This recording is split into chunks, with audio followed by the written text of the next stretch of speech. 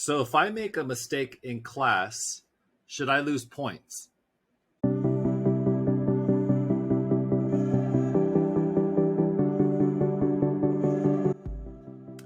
Have you ever asked a teacher for help? I remember this time when I was young and kind of hemming and hawing if I should ask the teacher a question. And finally, when I got the nerve and standing in front of that teacher, it just seemed like minutes went by and not really feeling seen or heard. Today, I want to respond to some of my thoughts to the Feldman text chapter 3, Grading for Equity, and looking at how traditional grades can sometimes stifle risk-taking and support the commodity of grades. Now, getting back to that story, if I ever did want to talk about grades, I always felt this strong perception that I was kind of seen as a grade grubber.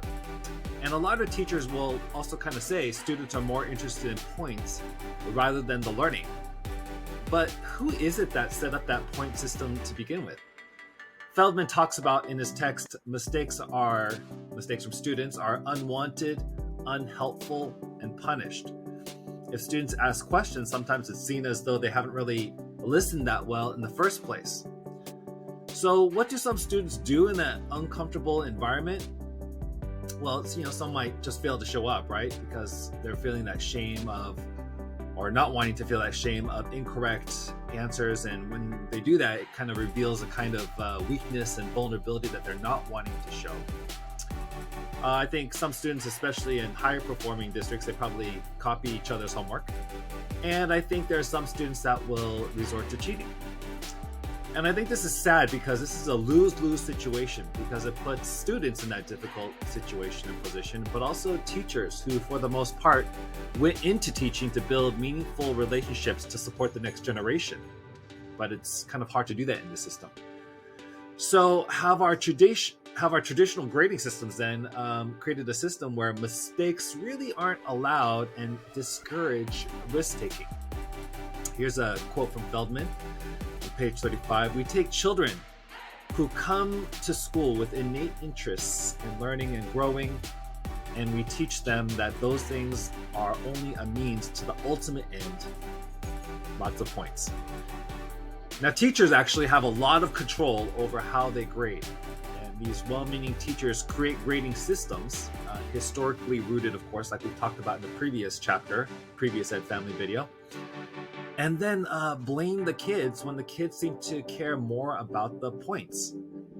So you may be asking then, how do we assess students?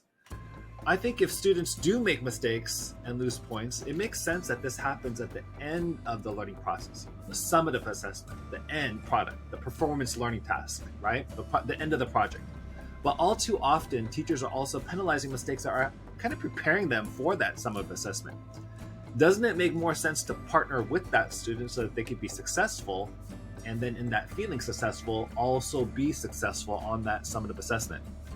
Now, I have created a video in the past about assessing more frequently, but grading less, where I talk a little bit about grading and grading less, but assessing more frequently. And I've also created another video on checking for understanding more frequently, which then allows for more progress monitoring, more feedback, more of that side-by-side support to help students win. In this one class that I teach, students are creating vlogs.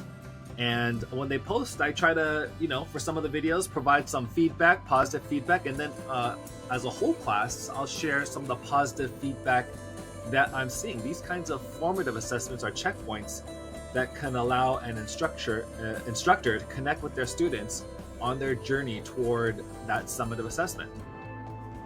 Sometimes I'll ask the question, maybe throughout the class, is there anything that you need from me so that you can be wildly successful? I know a teacher at the end of class who will ask students, ask me a question. All right, class, ask me a question. And with the expectation that students are going to have questions. In fact, I made it even a hashtag. So I have a Google slide and it'll say like, ask me a question. And that's my way of letting students know I'm expecting you to ask me a question because I want you to risk take. I want you to ask questions because this is a learning process. School is about learning, and this is a learning process. I don't expect you to have all the answers at the very beginning. By the way, some of you may have been kind of hearing what I'm saying, and it's very easy to get actually down on teachers, right? Then at this point, but I will share a concern that I have. Typically, most of the teachers here in California, we might have 30 to 40 students in our class, and then if you multiply that times six, like 6 different periods, that's a lot of students to give meaningful feedback to. Now, I did talk about strategies where we can make this work, and teachers do make this work. But my question is, like, why are class sizes like this in California to begin with anyway? Did you know that if California were a country, just like the United States, if it was just a country, we would be the 5th largest economy in the world. So I just find it so backwards that our per pupil spending here in California is in the lower half of the United States. And in some rankings, I've seen California close to the bottom. And I don't know why, but this just surprises me. So these larger class sizes make it more difficult to give the kind of formative feedback that build connections so that students can win. Now, I know some teachers may blame administration and districts for this, but I think in general that's misdirected as well. See, sites, school sites, and districts for that matter, are merely allocated funds from the pots that they've received from both state and federal funds. So if California is the 5th largest economy in the world, and the United States is the largest economy in the world, if not one of the largest economies in the world, wouldn't it make more sense to invest more in our schools? And I'm not talking about teacher salary here. I'm talking about lowering class sizes. Well, anyway, that's my 2 cents about that. I do love this quote by Confucius. If you think in terms of a year, plant a seed. If you think in terms of 10 years, plant trees. If you think in terms of 100 years, teach the people. Where do we want our country to be 1 year from now, 10 years from now, 100 years from now? Well, if this video helped you think about your grading practices, be sure to give it a like. And if you want to know more about grading for equity or other topics like project-based learning, ethnic studies, classroom management, civic learning engagement, be sure to subscribe. I have a video coming out on these kinds of topics every week here at Ed Family, where we're striving to help students find out what they're good at so that they can do good with it. This is Dr. Kim signing out.